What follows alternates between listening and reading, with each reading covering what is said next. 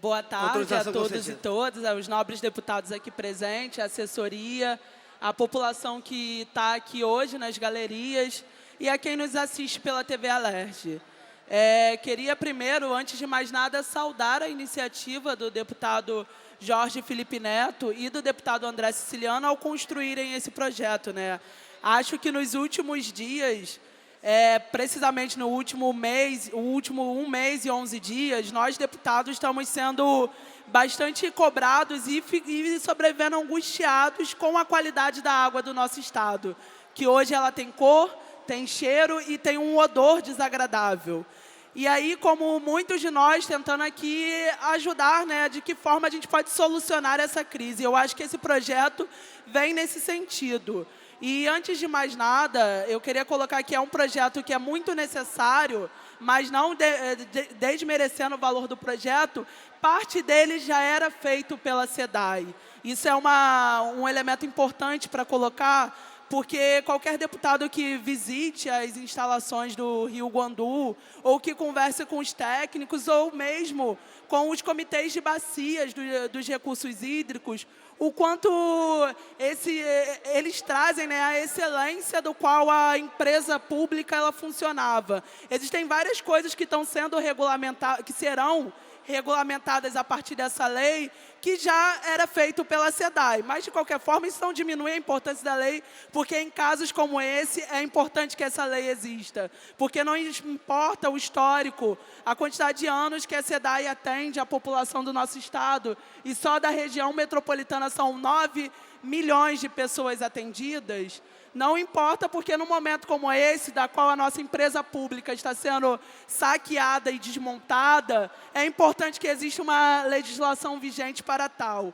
É importante também colocar nominar, né, responsabilizar os culpados do que hoje acontece. Porque se hoje há problemas de funcionamento da SEDAI, isso está intimamente ligado ao ano passado, a demissão dos 54 técnicos que eram ali trabalhadores da SEDAI responsáveis por testar a qualidade da água. Então, isso precisa ser responsabilizado, tem nome. Essas demissões foram assinadas. É preciso responsabilizar também o quanto que a ideia sanha da privatização da SEDAI nos leva a isso, porque hoje é falado que a SEDAI não funciona porque é uma empresa pública. No entanto, eu queria chamar a atenção de todos os deputados que o ex-presidente da SEDAI, Hélio Cabral, que protagonizou aqui hoje nessa Assembleia Legislativa uma cena vergonhosa de fugir das suas responsabilidades de responder sobre a SEDAI, o que ele abarcou coincidentemente no fato dele não ser mais diretor, pois foi demitido ontem. Coincidentemente, o governador ficou 1 mês e 10 dias com o Hélio Cabral à frente da SEDAI negando a crise da água. E quando nós aqui da Assembleia Legislativa chamamos Hélio para depor, um dia antes desse depoimento, o governador demite Hélio. Mas eu queria aqui, de fato, compartilhar com os deputados quem é Hélio Cabral. E aos que defendem a privatização, dizer que Hélio Cabral faz parte da diretoria responsável pela maior tragédia ambiental do nosso país, jamais vista. E quando eu chamo de tragédia ambiental, eu estou chamando a dimensão da tragédia para o território, para a natureza, mas também a tragédia em vidas. Porque Hélio Cabral fazia parte da diretoria da Samarco, que é responsável pela administração da Vale. Vale é aquela empresa que é diretamente responsável pela tragédia em Brumadinho, em Mariana, e mais de 200 vidas e que foram embora. Então, aqueles que defendem a privatização, eu queria ouvir deles o quanto que a privatização da Vale pela Samarco foi eficiente, o quanto ela, de fato, respondeu aos anseios da população e que saldo que a gente traz disso. Porque hoje, eu vou lhe dar a parte só a terminar aqui, deputado, mas que hoje a gente vê a responsabilização de Hélio Cabral na condução dos trabalhos da SEDAI.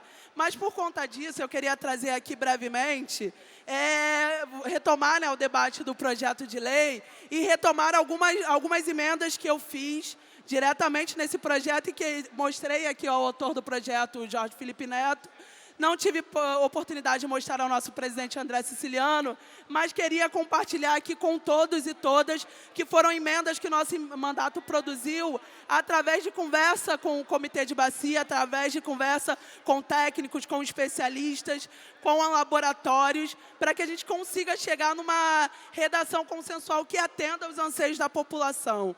E aí, só um momento, deputado Alexandre, vou aqui falar das emendas, mas sabia que o senhor certamente responderia à provocação da privatização.